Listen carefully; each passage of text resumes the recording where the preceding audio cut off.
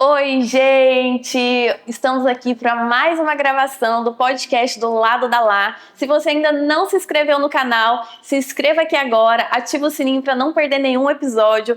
Curtam, compartilhe, manda para amiga, para tia, para todo mundo, para que esse projeto venha crescer e o nome de Deus venha ser glorificado. Eu tô com um convidado que tem um pedacinho do céu aqui nessa terra. Ele que tem pregado a palavra de Deus com tanto amor para essa geração e impactado vidas. E eu tô com ele, Pastor Adão. Uma bênção ter você aqui com a gente. Muito obrigada, por fazer parte desse podcast que a gente está começando para a honra e glória do Senhor Jesus. Amém. Prazer é meu. Deus abençoe a todos vocês. É bom também estar aqui. Amém. Eu queria saber um pouquinho do testemunho do Senhor, como que você encontrou Jesus? Você veio de um lar cristão? Não, eu vim de um lar onde minha mãe, ela servia ao espiritismo, meu pai, também não era evangélico, não era cristão, e devido ao problema visual, já de nascença, veio uma depressão sobre mim e Satanás, que é o nosso inimigo, colocou essa depressão e colocava mensagens contrárias na minha mente, dizendo: ninguém te ama, olha o que você é, você nasceu para sofrer, essas coisas.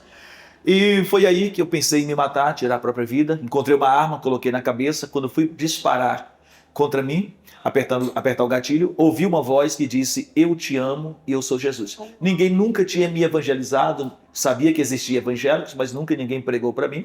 Nunca fui numa igreja evangélica antes de ser cristão. Uau. A primeira igreja evangélica que eu fui, já entrei crente, já entrei Uau. cristão.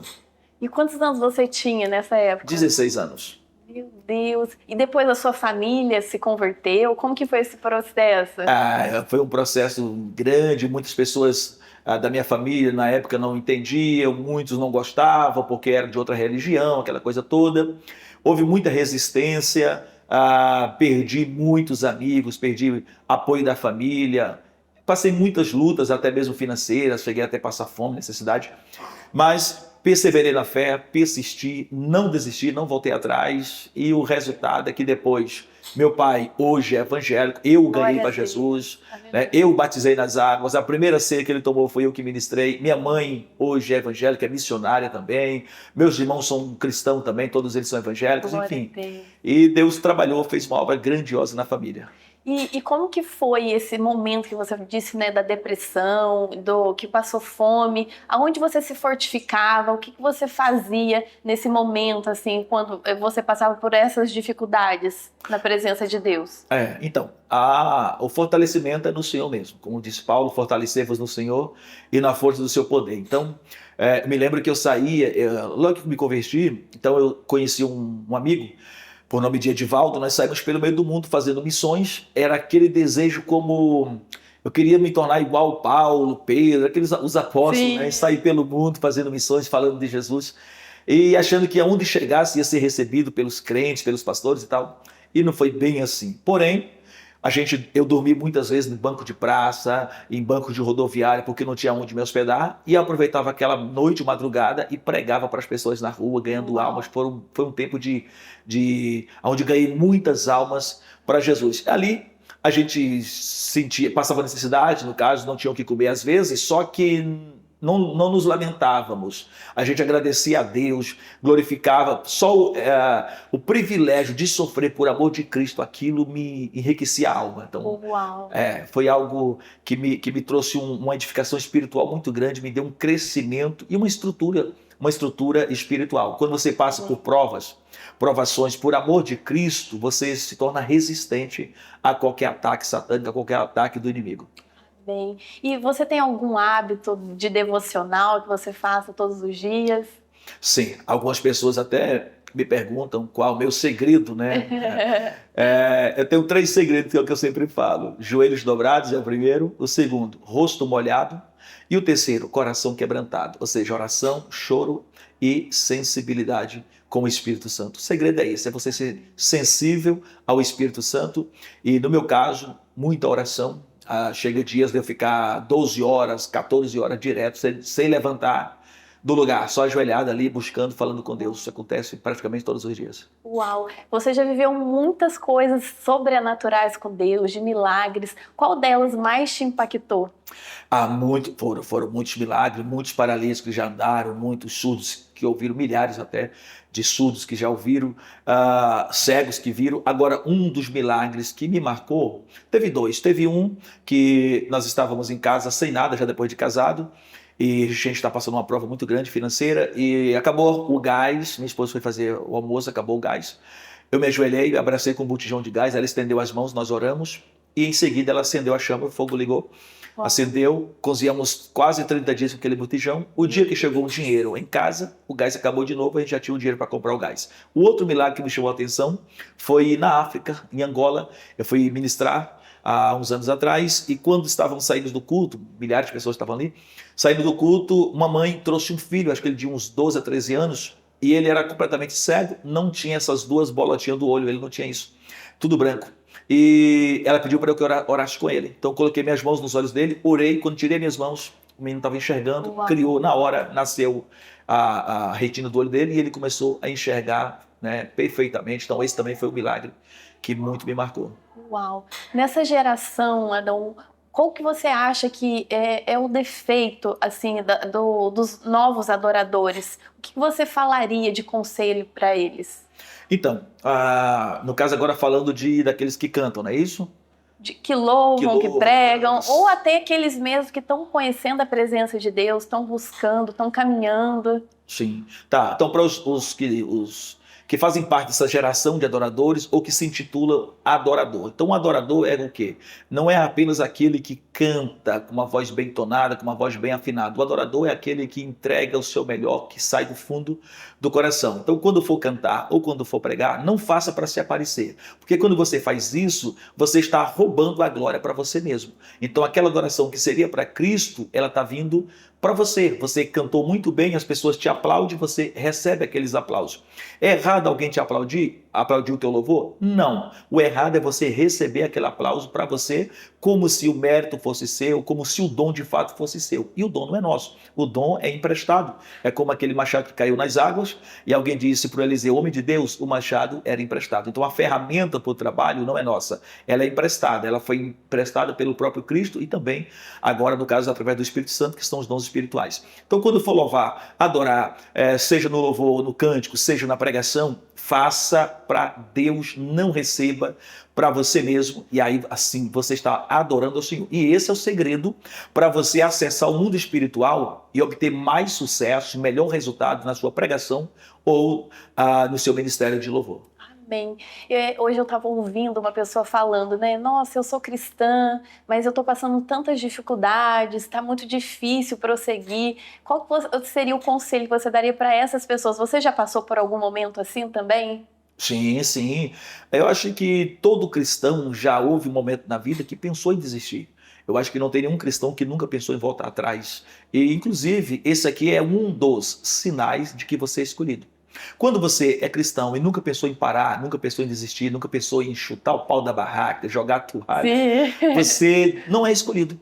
Então, agora, se você é cristão e já pensou em parar, já pensou em sair da igreja, já pensou em desistir de tudo, jogar tudo para cima e não fazer mais nada para Deus, significa que você é um escolhido. Por quê? Porque todos os grandes homens da Bíblia passaram por isso. Elias chegou a passar por isso, dizer, Deus, me mata, eu não aguento mais. Moisés chegou a dizer, Deus, eu vou desistir desse povo. O próprio Senhor Jesus teve um momento no Getsemane que ele falou, Pai, passa de mim esse cálice, sem que eu beba. Então ali ele está como homem, como ser humano, e dando o exemplo de que todos nós, seres humanos, estamos sujeitos a passar por essas coisas, a pensar em voltar atrás, pensar em desistir. Então você não é o único, tá?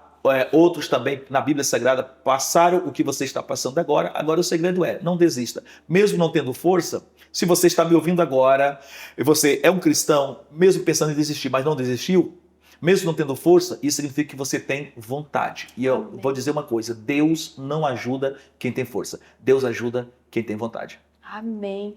E conta pra gente, Hoje em dia, né, as pessoas também ficam à procura do chamado, para descobrir qual o propósito na vida. Como que você descobriu o seu chamado, o verdadeiro chamado? O verdadeiro chamado, ele vem, você sente dentro de você. Inclusive, tem muitas pessoas que me perguntam assim, pastor, ora para Deus te revelar qual é o meu chamado. Olha, Deus não vai... Ele pode até fazer isso, ele pode até revelar para mim o teu chamado, mas geralmente isso não é regra. O teu chamado é o próprio Deus que revela para você. Você sente dentro de você. Né? Por exemplo, o Eliseu estava lá em Abel-meolá, lá arando a terra com as suas juntas de boi, e o Elias passou. O Elias não falou assim, olha Eliseu, você tem um chamado. O Elias não falou, Eliseu, Deus está te chamando. Nada disso, ele apenas jogou a capa.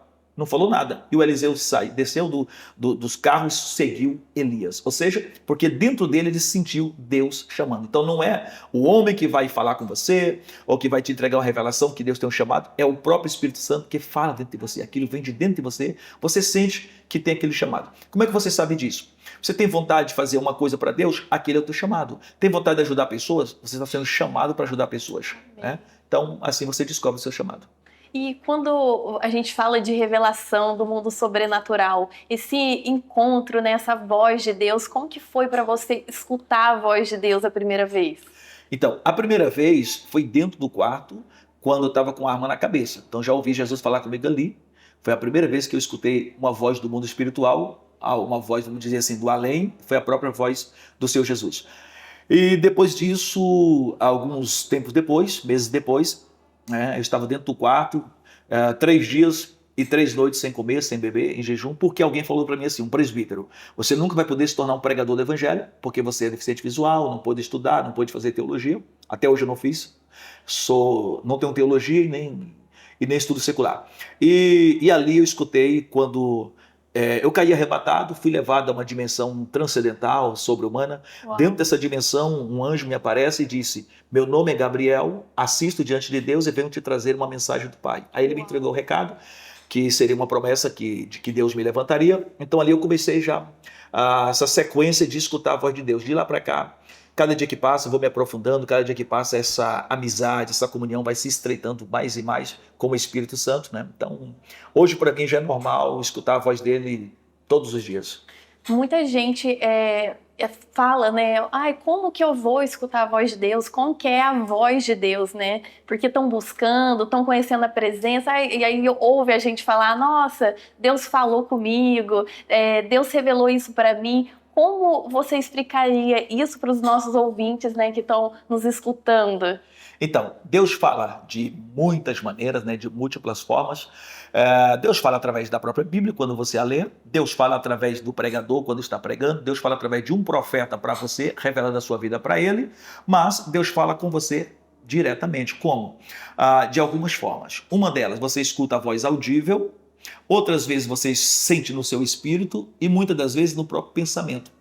A maioria dos teus pensamentos, o dia inteiro a gente está tendo várias vozes dentro da nossa cabeça. Então são vários pensamentos, aquelas várias vozes, é como se fosse uma multidão de pessoas falando o tempo todo. No meio daqueles pensamentos tem um que é a voz do Espírito Santo. Então, como identificar isso aí? É se familiarizando. É mais ou menos assim, você vai escutando aquela voz, vai sentindo que aquilo vai te tocando para algo, você quer fazer algo, aquilo fala, não faça isso, que não vai dar certo. Então você vai dando ouvido e aquilo vai se destacando. E quanto mais você se familiariza, mais você percebe no meio daquela multidão de vozes, uma que se destaca. É como se fosse, eu comparo isso, você que é casado. Então você com seu esposo, pode ter 1000 pessoas, ele está lá no meio, mas você sabe quando ele fala. Então, porque você tem essa intimidade, essa familiaridade com o teu esposo e vice-versa. Então, é mais ou menos assim. Um dos pensamentos é a voz do próprio Espírito Santo. É só você dar atenção a ele, passar a ouvi-lo melhor, dando mais atenção. E não é da noite para o dia, isso demora tempo. Às vezes tem pessoas que passam meses ou anos, né, para poder perceber que aquela é a própria voz do Espírito Santo. Mas é por aí. E qual que seria o versículo da sua vida? Que lá do pastor Adão, adolescente, até hoje é um versículo que toca o seu coração.